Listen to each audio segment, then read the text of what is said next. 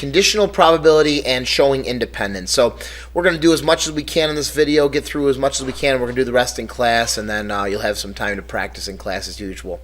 I'm going to get right into some examples because, again, just probability is not really much of an intro here. Students at Rufus King High School were discussing some of the challenges of finding space for athletic teams to practice after school.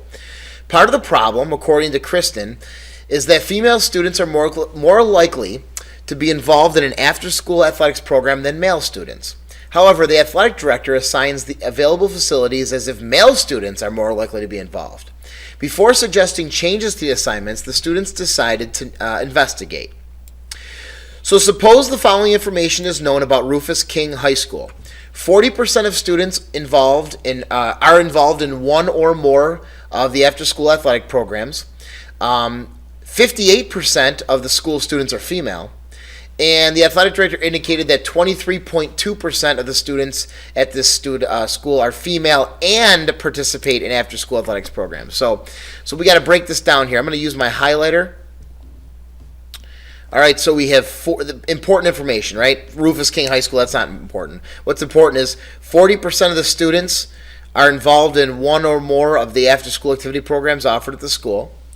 It's also important that 58% of the school students are female, and 23.2% of the students are female and participate in after-school programs.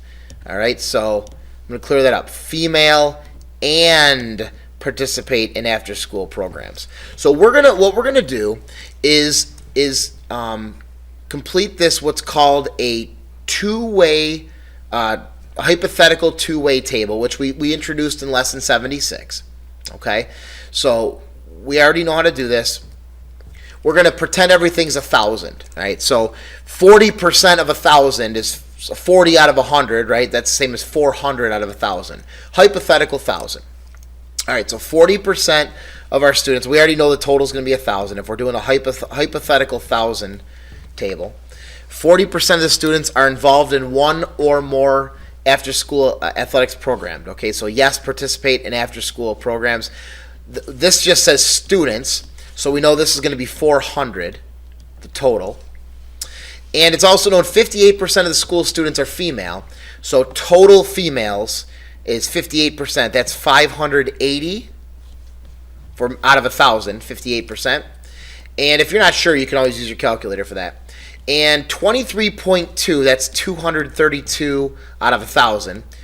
23.2 is going to be 232. Where does that go? Well, that's female and participating in athletic programs. So female and participating, that's 232. All right. So based on this information, we should be able to fill in the rest of our table. So here we have, this is going to be, what, 3... because this plus this has to equal 580. So 348, that's 580. These two have to add up to 400. So this is 168. All right. And what else? I know this is 600. 400 and 600 has to add up to 1,000. I know this is 420. Because 580 and 420 has to add up to 1,000. Everything's got to add up. And then this has to be whatever adds up to 600, so 252. And that's 600. Okay, perfect. So everything adds across and down. Those two add up to 400. Those two add up to 600. These two add up to 1,000. These two add up to 580. Just double check that. These two add up to 420. Yes, they do. And our hypothetical 1,000 table is done. All right, now we can answer questions. Oh, boy. Okay. Find each probability when randomly selecting students. So the probability that a student is a female, that's easy, okay? So how many females are there? 580. 580 out of 1,000. Okay. Does it say how to give the probabilities? No. Okay, so we do fraction or decimal. Probability a student participates in an after-school athletics program. Okay, participates. Just says student, doesn't say female or male. So if student's 400, 400 out of 1,000. Probably the student is male and does not participate in athletics. Probably they're male and do not participate in athletics. Both, and. So that's 252 out of 1,000. The probability that the first selected student who does not participate in after-school athletics is male. Okay, the first selected student who does not participate in after-school athletics is male. All right, so the fact that they're male and that they do not participate in after-school athletics. All right, so 252 right here, right? And probability that they are male, 252 of them are male out of how many? 600. See, out of these 600. So talking about they do not participate in after-school activities. So we're only talking about these guys right here. Only talking about those. It's 252 out of 600. All right. Probability that the first selected male student participates in an after-school athletics program. So now we're only talking about males. Okay, so now we're only talking about males.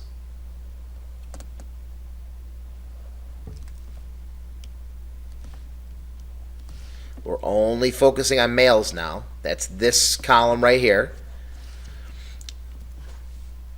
Participates in an after-school athletics program. So that's 168 out of only males. We only care about males now, so we're only talking about this row right here. 168 out of 420. It's only out of 420 because we only are talking about males.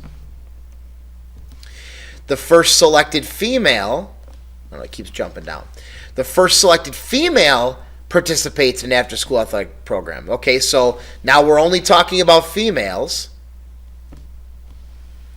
And we're talking about participating. So 232 participate out of 580 females. So 232 out of 580. 232 out of 580. Is there evidence to support Kristen's claim that female students are more likely to be involved in an after-school athletics program than male students? Is there evidence to involve that? So what do you think? And we're going to get into a better showing of how that is. Like, we're going to determine a way to figure this out. But does there seem to be evidence to support Kristen's claim that female students are more likely to be involved in after-school athletic programs than male students? Okay, well, of the female students, these are the two key numbers right here. 232 out of 580 females play sports or in an athletics program. 168 out of 420 males. There's 168 males who play sports out of 420. There's 232 females, and there's out of 580 females. So if she's going to make this claim, you have to compare apples to apples, right?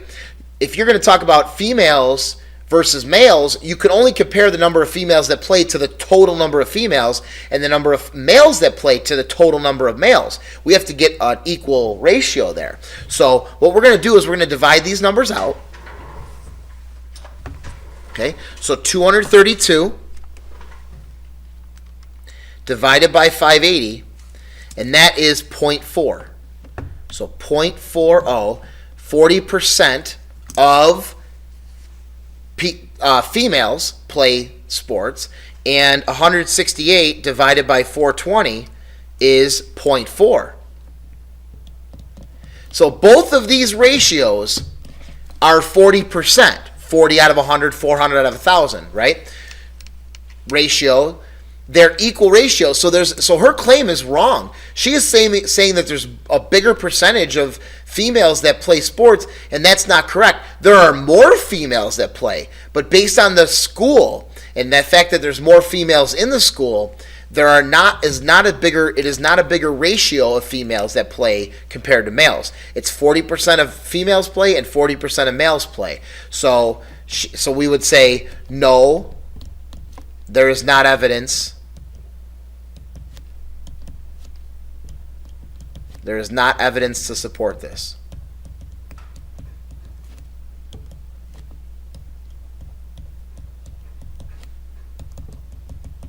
All right. So let's look at conditional probability, and that's essentially what we're doing here. A conditional probability calculates that was kind of an intro to conditional probability. A conditional probability calculates the probability of the second event occurring, knowing that the first event has occurred. So given that we had males, what's the probability they played? Given that it's a female, what's the probability that they played, but they had to be a female? The notation for conditional probability is this right here. Okay, so I'm going to use my highlighter to show you what I'm talking about. This right here. P, that doesn't mean and, it means given. So I want you to write that down. That slash there means given. So this is the probability of A given B, and denotes the probability that event A will occur knowing that B has occurred. So when you see A slash B, or when you write A slash B, that's the probability of A, but knowing that probability of B has already occurred. Very important. So a quick example. When rolling a single die, find each probability. So probability of rolling a 5, which is P5, right? P5 is just probability of what's the probability of getting a 5? Well, how many 5s are there? 1 out of 6, right? So the probability of rolling a 5 is 1 out of 6. What's the probability of rolling a 5 if you are told the result was odd? So that's this. So if I know an odd number has been rolled, okay, so I'm going to roll it. I'm a blind person, right? All right, a die has been rolled, okay? Now, I'm telling you it's odd. It has to be odd. Now, what's the probability that it's a 5? Well, I already told you that it's odd, so there's only 3 odd numbers. There's only 3 odd numbers. And how many of them are a 5? 1. So it's really a probability of 1 out of 3. If you know it's odd, it's 1 out of 3 to get a 5. What's the probability of rolling a 5 if you know the result is even? So I'm a blind person, right? You roll a die. Okay, it's an even number. An even number has come up on the die. All right? What's the probability that you rolled a 5? Well, how could you roll a 5 if an even number came up? You can't, right? You can't roll a 5 if you are told that it's an even number already. So that would be 0 out of 3, because there's 3 even numbers. There are no 5s out of the 3 even numbers. So that's kind of how you do it. And here's the formula for conditional probability. Probability of P given A is the probability of A and B occurring out of the probability of B occurring. Okay? So that's how you're going to do these. So example 2 from our last example. Same table, which it's just copied from the front. Determine each probability. Also indicate whether or not it is a conditional probability. So for 1, the probability that a randomly selected student does not participate in after-school athletics. So does not participate. We don't care about male or female, right? Does not participate. That's 600 out of 1,000.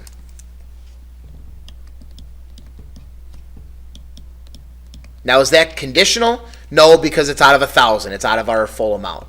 So no, not conditional. Not conditional. All right. The probability that a randomly selected student who participates in after-school athletics is male. The probability that a randomly selected student who participates in after-school athletics is male. So they have to participate in after-school athletics to be considered, right? The probability that they are male, that would be 168 out of only the people that participate, out of 400. 168 out of 400. And that is yes, conditional. It's conditional because you have to be in this category. You have to be in this column before you can even be considered. And there's only 400 in that column. The probability that a randomly selected student who is male, so now we're only talking about the male students. We're only talking about these guys right here, right? Who is male. Oh boy, I hate when that happens. who is male does not participate in after-school athletics. Okay? Is male and does not participate in after-school athletics. So is male and does not participate. That's this right here. 252 out of 420. We only care about males. 252 out of 420. And that yes is conditional. There was a condition. Who is male? See, that's the condition right there. All right. Now, we kind of talked about, this is just kind of help you out here. If you have a conditional probability, try to focus in, like I just did how I circled that row. When they say who is male, that means we only care about male. Circle the row, the male column. This one here says participates, right, given female. Okay, so now all I did here is I pulled off the female row just to focus on that row because it says given female. See? So we only care about females. We're only focusing on that row. What's the probability that they participate given that they are female? Well, here's participation, 232, and here's the total of females, right? And that is 580. All right? So 232 out of 580. And I think we got one more example here, right? Ooh. Two more examples. Okay.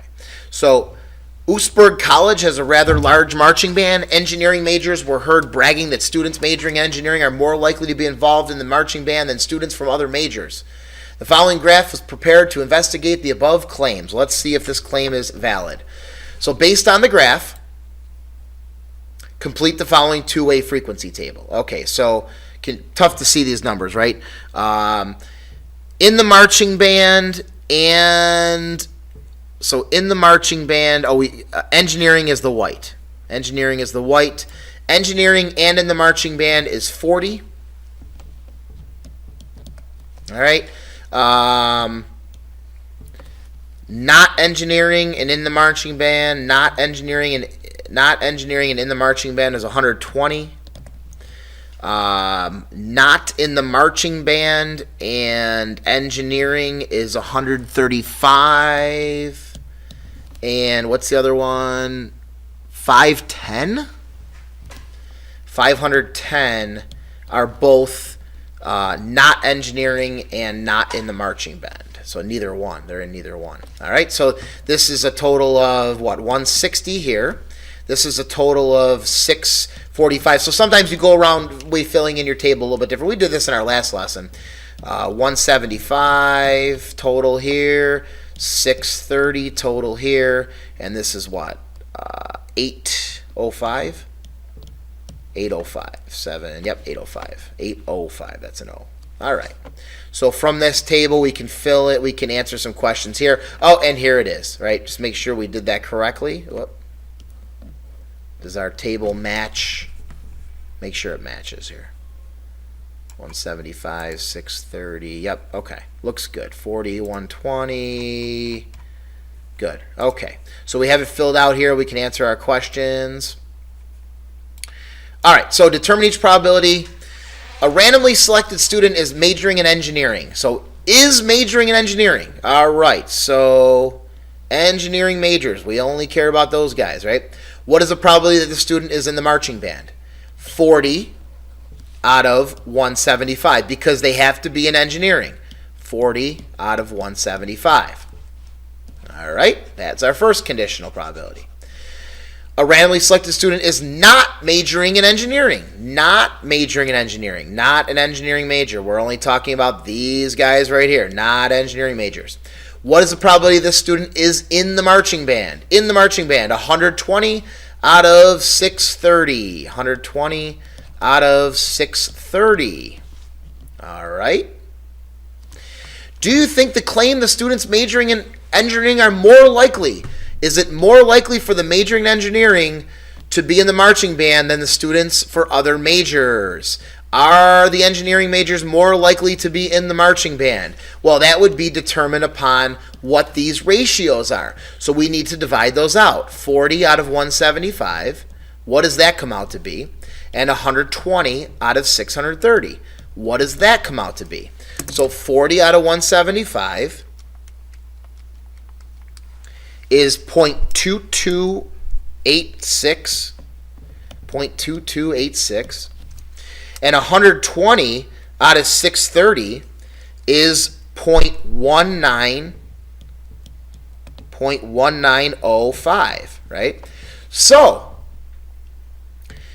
it looks like these were the engineering majors, right, that were in the marching band right here. It does look like an accurate statement because this one is higher than this one. So the ratio of those in the marching band and engineering majors is higher than those in the marching band that are not engineering majors. So I want you to write that out in your own words. So yes, this is accurate. This is accurate because there's a higher ratio of engineering students in the band than other students. So you'd have to explain it. This is what you're going to have to do on your Regents exam if they ask you a question with conditional probability. You're going to have to show it and then explain it. That's what we think you're going to have to do. All right.